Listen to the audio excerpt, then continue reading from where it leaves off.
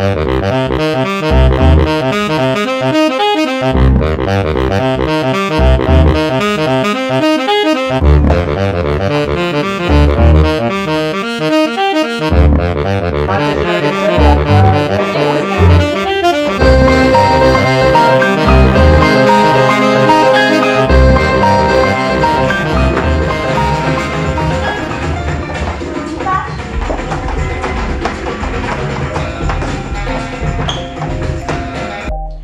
som Števo Drevo a mám tu so sebou dnešného tanečníka, lektora zo skupiny Gumený chlapci. Predstav sa nám. Takže zdravím vás, volám sa Lukáš Miškovič, tancujem pod prezývkou Sky, tancujem už asi 6 rokov a decka učím asi 3 roky z toho. No, takže vedel by si nám definovať slovo breakdance? To je populárna otázka. Tak každopádne je to jeden z hip-hopových štýlov, vznikol v Amerike a vyznačuje sa vlastne tým, že okrem základného hip-hopu alebo tých prvkov hore sa tam pridalo veľa gymnastiky, ale taktiež podľa mňa, čo najviac špecifikuje štýl breakdance, je časť, ktoré my označujeme ako footwork a jedná sa o časť, ktorá je robená nohami a rukami na zemi. Ťažko to opísať bez názvu. Ako si sa ty dostal k breakdanceu? Dlho som nerobil nič, som hrával tenis, potom chvíľku nič a veľmi dlho a tak som si potom raz povedal, že niečo by som chcel začať robiť a som tak prešťukával kanály na televízii a som tam zrazu zazrel proste nejaký klip a tam boli breakery, b-boyi a úplne som na to pozeral, úplne som mňa rozhorila túžba, ambícia presne to vedieť a odtedy sa tomu venujem. A ako dlho tancuješ breakdance? To si už hovoril na začiatku, ale... 6 rokov to už je, 6 možno sa. Ako si sa dostal ku skupine Gumení chlapci? Gumení chlapci je dlho pôsobiaca skupina na Slovensku. Bol najstarší, brat nás toho, že určite taková, aj s Gumenými chlapcami písal určite históriu toho slovenského breakdanceu a dostal som sa k ním tak, že hľadali vlastne nových lektorov a môj kamarát Marek Lauš, prezývka San, tak ten ma vlastne ako zavolal, že aby som učil ich. A vieš nám o niečo povedať, tak to si už povedal, takže poznal si skupinu Gumení chlapci už v svojich breakdanceových začiatkoch? Poviem povedané, o svojich breakdanceových začiatkoch som poradne ani nevedel, čo je to breakdance, som sa len tak hádzali o zem doslova, by som povedal, takže to bolo pre nás také, ale čím dlhšie som sa dozvedal jednotlivé detaily, o čom je ten tanec, ako vznikol a tak ďalej, hlavne som sledoval veľa videí, videl som, že koľko elementov sa dá tým pokryť, ako veľa vecí sa dá robiť s tým tancom, tak som sa neskôr podozvedal aj viac mien a skôr určite aj tých Gumených chlapcov. Aké si dosiahol vo svojej breakdanceovej kariére úspechy? Úspechy, tak najväčším úspechom bolo pre mňa to, že som sa naučil tancovať.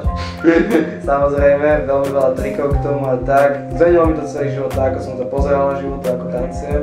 Ale tak s tým normálnym úspechom tancoval som na stageoch v Manchesteri, vo Fínsku som tancoval na stageoch. Reprezentujem teraz Gumených chlapcov, čo je podľa mňa určite úspech. Teraz možno reprezentovať aj River Park Dance Company, čo je podľa mňa tiež ďalší úspech.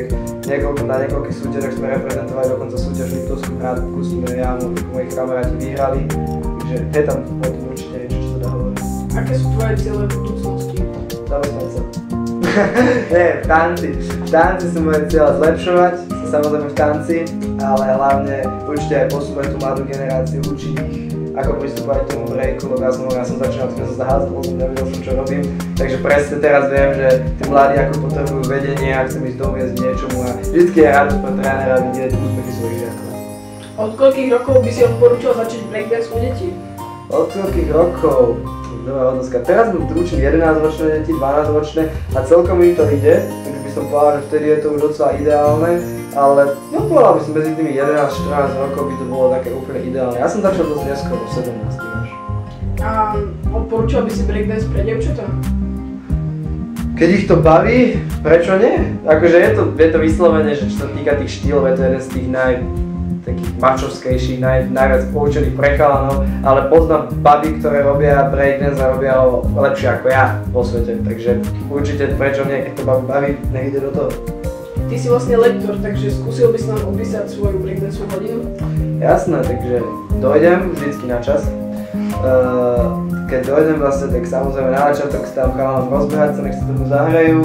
Potom máme také poskakovacie cvičenie, kde vlastne veľmi dlho skáčeme na nohách a na špičke. To strašne pomáha, lebo tanečník musí byť taký flexibilný, taký rozhopsaný. Takže toto, pritom sme už zahriatí, dáme si rozcvičku, rozťahovačky poriadne. Potom záleží od toho, či sú noví, či sú starí. Teraz napríklad sa venujeme choreografii, pretože musíme robiť choreografie, takže väčšinu času nám zaberie to, ale inak vždy sa učíme niečo nové, opakujeme staré, taktiež im dávam priestor, nech si každý trénuje, čo sám chce. Mám to freestyle, takže proste robte si, čo chcete, ale ne, keď vidím niekoho sedieť, tak okamžite poviem, do toho priložiť trošku. Na konci hodiny si buď to dáme battle, čo je také porovnávanie sa medzi sebou, tancujú proti sebe, alebo kruh. V kruhu sú tanečníci, v strede tancuje jeden, tam sa tiež ukáže proste, že ako dokáže tanečník spojiť jednotlivé časti a veci, kroky, čo sa učil. Na konci sú posilovačky, kliky, brúšaky, tie chalani majú najradšej, vždycky ma prosia, aby som ich robil. A potom rozcvička a dovidenia. A vedel by si nám nejako vysvetliť taký jednoduchý trik? Takto porozprávať. Jednoduchý trik? Položíš ruky na zem a zdvihneš nohy. Jednoduché vysvetlenie jednoduchého triku. Stojka. A posledná otázka, podľa čoho vyberáš hudbu na svoje hodiny? No ja som taký, že ja mám rád všelijaké žánre muziky, je také, do ktorých by som povedal, že to break nie že nehodí, ale nie je zrovna na to určený. Ale keď na hodiny, tak vyberám hlavne podľa toho, čo ideme robiť. Ak ideme len tak trénovať, tak im tam dám niečo, sa dobre počúva, niečo, čo dobre dokáže človeka motivovať. Ale napríklad teraz robíme vyslovene, že učíme sa počúvať muziku. A keď sa učíme, tak niečo, kde je naozaj veľmi ľahko počuť ten beat, 2, 4, 6, 8, či raz, 2, 3, 4, 5, 6, 7, 8, 9, naozaj ľahko počuť. Ale niekedy, keď ich chcem naozaj naučiť vychytávať rôzne nástroje, pretože máme beaty, ale napríklad veľakrát máme v pesničkách trubky, veľakrát máme saxofóny. A tie sa dajú veľmi pekne vychytať, tie dlhé tóny, nejakým frízom alebo tak vyberám vždy pesničku podľa toho, čo idem robiť na tej hodine. Dobre, to by bolo odo mňa všetko. Ďakujem, že si prišiel. Ďakujem aj ja. A vidíme sa na budúce. Pokračujeme. Pokračujeme. Strich.